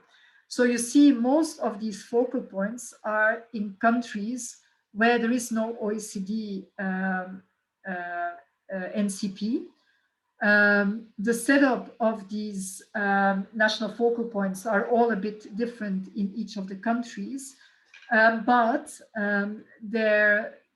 the exchanges, of course, with these national focal points can also be really interesting for the NCPs in the context of providing, for example, you know, and I'm just thinking here, but if there would be a specific issue, and again, I'm just taking this example of child labor in cacao in Côte d'Ivoire, let's say. I mean, we have national focal points on the promotion of the M&E declaration in that country. So it could potentially be interesting to have a session, for example, there with the focal points from Côte d'Ivoire to give an update on child labor in the country, what is happening there at the moment, for example, and what this could, you know, to give a better understanding of the issue in the country for members of the NCP, or even a broader roundtable with companies within your country. So the latest national focal point is Pakistan, and that really came out of our work on working in Pakistan on occupational safety and health, elimination of child labor, and promotion of industrial or support for industrial relations, specifically in the sports goods sector in Pakistan, which was closely linked also to the Olympics in Tokyo, and where that work of more than 3 years has now led to Pakistan you know, appointing national focal points in the country to really take ownership of this process to continue with improvements that need to be made in that sector, and not only in that sector, but actually then broadening it to other sectors. And then, and this is almost my last slide, is the company union dialogue under the M&E declaration. This is a new procedure that was put in place in 2017. And it's quite different from the specific instances under the OECD M&E guidelines, because here it is really for the ILO to provide a neutral ground for MNEs and representatives of workers affected to engage in meaningful dialogue on the application of the principles of the MNE Declaration. It is a process that is strictly confidential. For it to happen, the ILO needs to receive a joint request from a company and a union. So it is based on consensus of both parties that they indeed want to have dialogue facilitation by the ILO in relation to, of course, specific challenges, or because they are jointly, for example, developing, and this is in a specific case, for example, a global framework agreement, and in that they make reference to labor standards, and thus they want a specific technical support from the ILO to see how this could be formulated. The ILO is not an arbitrator, so, and this should be very clear. So it's a confidential process. We provide technical inputs, we facilitate the dialogue, but we are not the ones saying the company is right or the union is right. We hope that by providing the technical inputs, that it will be clear for the parties, you know, where the issue is and how they can jointly take it forward. And I think that is really important in this context, because we really see that this is very much part of actually helping the parties come to a much more mature form of industrial relations, because again, this is between the company and a union. And so it is very much part of industrial relations and creating, again, a climate of trust between these parties in moving forward. And just to share with you, I mean, it's a confidential process, but I can share some, general remarks. So far, we have conducted 6 of such dialogue facilitation procedures. So 6 joint requests we received every time from a multinational enterprise and a global union. It always concerned operations either of a subsidiary of the multinational or a business relationship, so a supplier. All of them were in relation to freedom of association and industrial relations. All have been facilitated by an ILO expert that both parties have agreed to. The dialogues happen at the global level, of course, because it's always an MNE and a global union. And then that is combined with dialogue facilitation with the subsidiary, the local company, the national affiliate of the trade union in the country of the issue at hand. Then in collaboration, if we have an ILO office in the country with technical input and dialogue facilitation. 3 of such procedures have concluded with the adoption of a plan of action by all of the parties involved. 1 remained unresolved. And I think, well, I can say something more about it if you're interested. 1 procedure related specifically to a global framework agreement and its joint monitoring system of that global framework agreement. And there is 1 procedure that is still ongoing. So we are still active on 1 procedure. So this is handled, I should say, directly by ILO headquarters, so with my team in Geneva.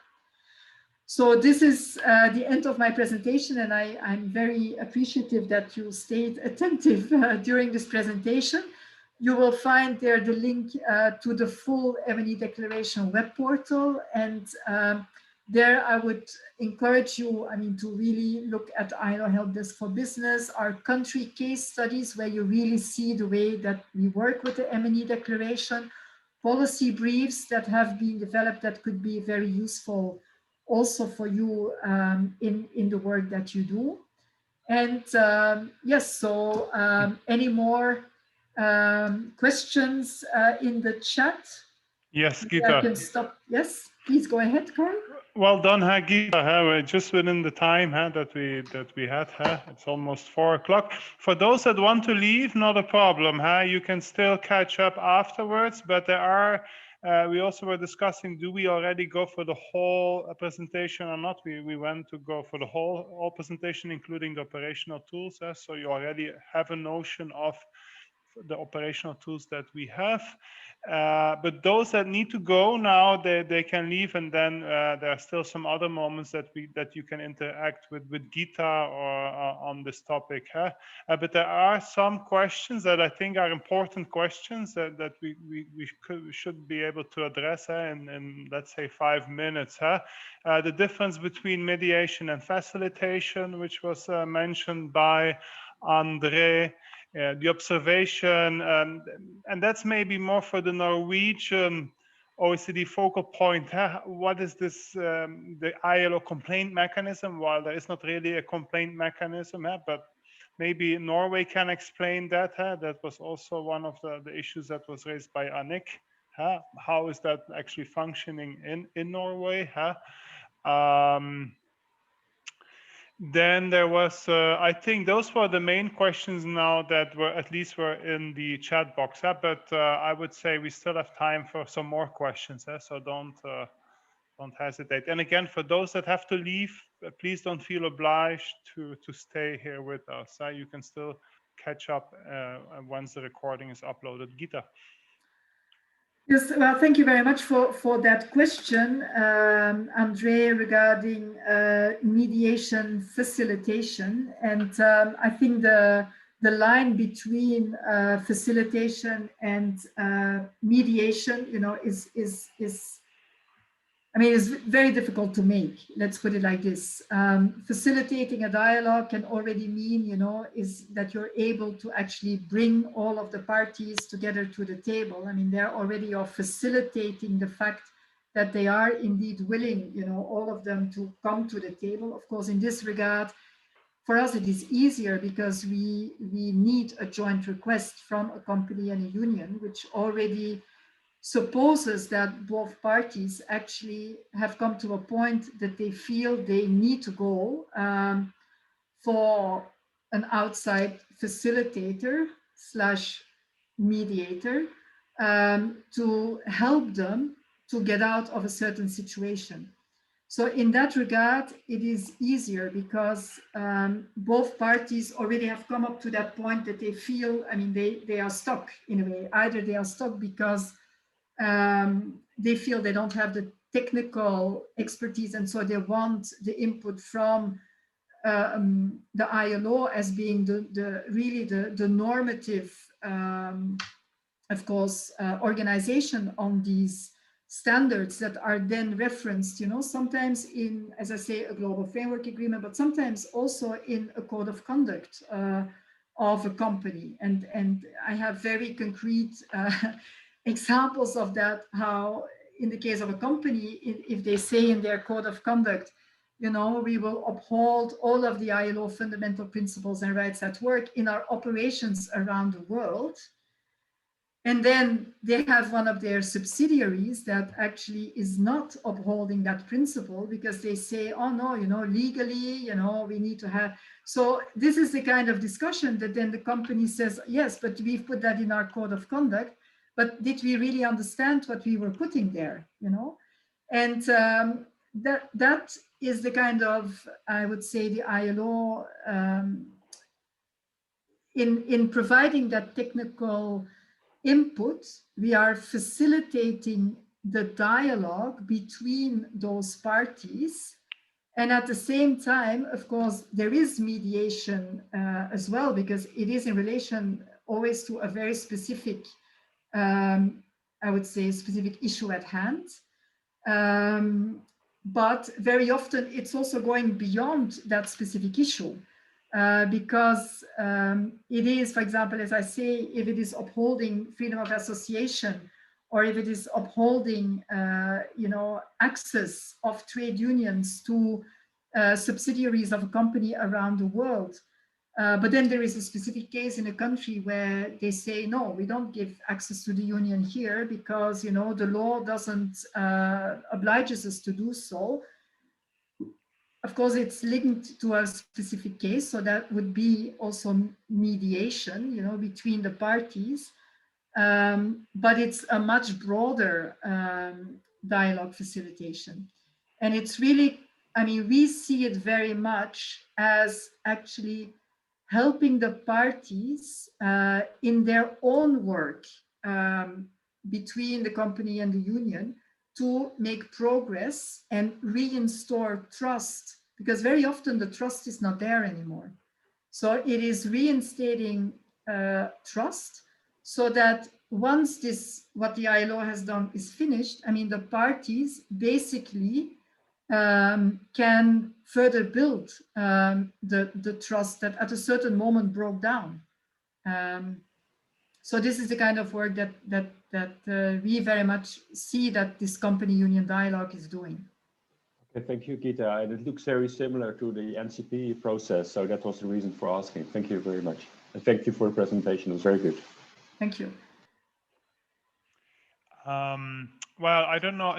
Tanya, are you still here with us? Ah, yes. Yes, I'm with you. Can you hear me? Yes, loud and clear.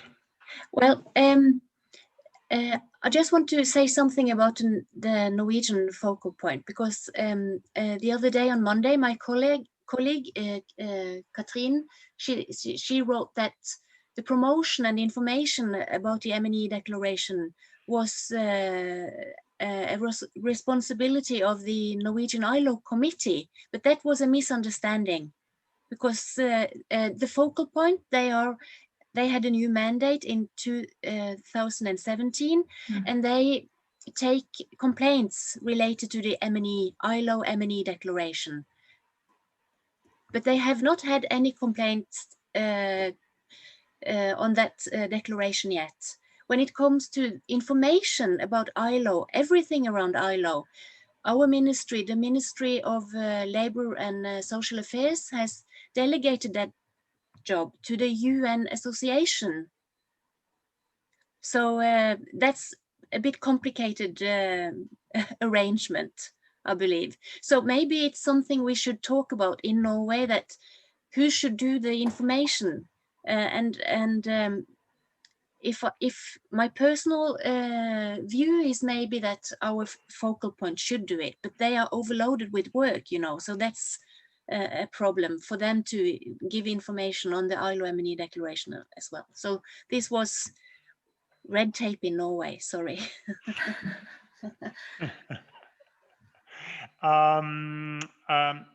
Okay, Gita, you want to say something maybe? Or Annick, you also had a comment here, huh, Annick, on the complaint? Yes, good afternoon, everyone. I wonder why Norway accepts complaints on the basis of this declaration. It's not the aim of this declaration to sue complaints. It's the main aim is to promote the principles. The main aim of the focal point is to promote the declaration. So I don't understand this complaint mechanism. Well, I think it's wrong for me to sit and explain this, because my colleagues from the focal point, they are not here now. So maybe we can take this discussion on a later, when they are here, so they can make the more clear information than me. Okay, thank you. Good. That sounds like a good plan, Tanya, and I'll send a follow-up email so that we can maybe have a quick bilateral call also on that issue, just to further understand what are the arrangements in Norway. Huh? There was a question on the tripartite nature of focal points. Huh? How tripartite do they have to be decided by or representative of the tripartite nature vis-a-vis then also the composition of a national contact point. So I I think Gita, you can. Yes. As I said, I mean, it clearly says that tripartite appointed national focal points, and that is actually the only thing that it says. It doesn't say there have to be 3 focal points or there have to be 4 focal points, but they have to be tripartite appointed.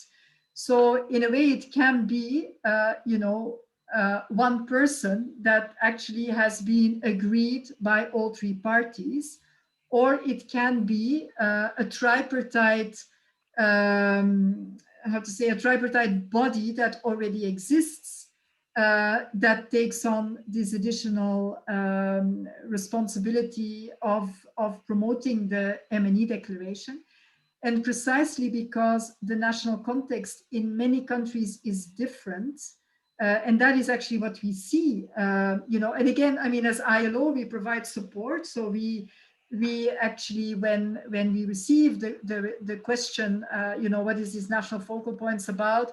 So we help basically member states reflect on what are the kind of institutions that you have in the country, which ones are dealing actually with responsible business, with CSR, with anything that is related to what the declaration is about. And so does it make sense to actually put this kind of, if you decide as a country to appoint a national focal point, because as I said, there is no obligation, there is an encouragement to do it, then is there already a institution, mechanism, or something that already could take on that function? Or is it something that you basically want to establish separately? And there, in the examples that are in the slides, you see there are very different setups in the different countries. And they made a decision on the point that is what is most meaningful and useful actually for them in the national context. So the whole tripartite, I mean, it's linked to Convention 144 on tripartite consultations, is really, how in a way the 3 parties should feel what could be the best possible setup if they decide to appoint a national focal point. But they don't have to be, one with the employers, one with the workers, one with the government. It can be only government, but government then having regular consultations with the others. So there are very different setups. Good. Any other question? Because we are now with the survivors, huh? So if somebody has some other questions, we can take still a few. If not, like I said, we also want, especially in the 3rd week, we also would really like to touch base at the country level with some of you, just to have some more conversation. I just, Carl, I see, I'm just looking, wait, where is this? Pedro. Yes, Pedro, I think he made a very important point here in the chat as well. Talking about the different ministries, and I think that is what we clearly see. You have, especially also with national action plans on business and on business and human rights, which are very often in the Ministry of Foreign Affairs. You have the OECD NCP in the Ministry of Economy, or and then you have, of course, as Tanya already pointed out, everything in relation to the ILO is, of course, in the Ministry of Labor. But when in the whole context now of responsible business, you basically have these 3 international instruments that are all promoted by at the country level by governments, employers, workers. So how can you basically get a kind of mechanism that also promotes the internal coherence in providing then the guidance to enterprises in relation to these international instruments? And I think that is increasingly something that I think is on the agenda. I mean, it was already put forward by Christine in the introduction as well. This international, it's not only international policy coherence, but of course also policy coherence at the national level. And I think there we see a certain number of developments, but I think that is something at the national level that maybe some of you can share some of the challenges in relation to that, or also opportunities in relation to that. Maybe in the last week, that is something that we could discuss a bit more. Because I remember when we had the course, Gita, in Turin, that was one big topic. For who are we doing it? It's not for ourselves, it's for our clients, and to make sure our clients is business, making sure that the message arrives. And for business, going to the Ministry of Labor, going to the Ministry of, those are very abstract concepts. Maybe, Annick, what is your view on that one? Because you are exactly, you cannot say your business have to go to the Ministry of Affairs for the National Action Plan on Business and Human Rights, and for the OECD to the Ministry of Commerce, and for the M&E Declaration to the Ministry of Labor, etc., etc. It's a sensitive issue in Belgium. We discussed that and we didn't find a solution yet. So I look at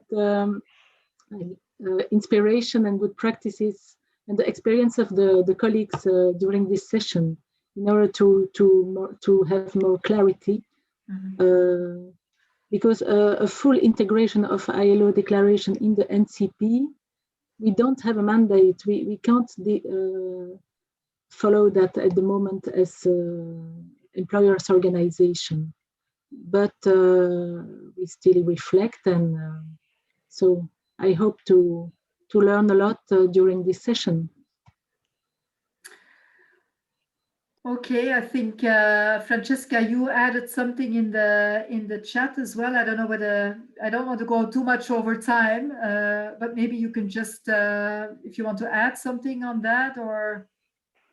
No, thanks. It's just to say that I was saying that maybe in this respect, the French NCPs is a good practice, is a good example, because it's a tripartite one, and there are Ministry of Economy. The Secretariat is the Ministry of Economy, but after there are representative of the Ministry of Foreign Affairs, Labor, Environment, and representative of employers organizations and workers organizations. So it's a really tripartite, but with a very strong representation also of government with different ministries. So I think it's a good aspect of the NCP, because as you said, for the focal point, there is really no rules and no prescription to have NCP tripartite with non-governmental organization also. So there is a lot of variety.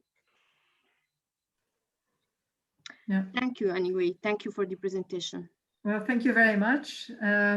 I think, Carl, we've come to the end of this session. And again, I would like to thank you all for your, perseverance and attention until the end of the session. It was a bit of a heavy session. I'm sorry for that.